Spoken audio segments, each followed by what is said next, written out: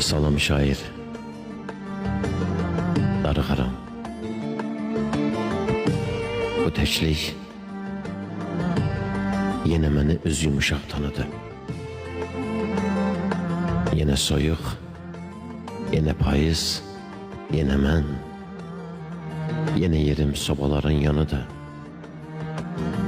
Hələ sənə demədiyim bir gerçək, hələ sənə açmadığım yalan var.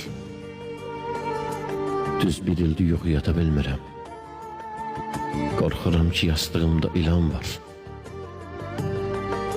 Ağ tüş tapdım arasından saçımın. Qoparmadım, saxlamışam, çoxalsın. 30 ildə zavan qalıb neynədi, canı çıxsın saçlarımın, qozalsın.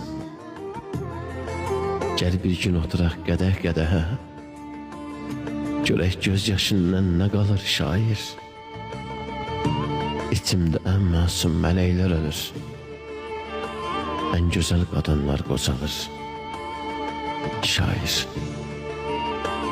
içimdə ən məsum mələklər ölür, ən gözəl qadınlar qocalır.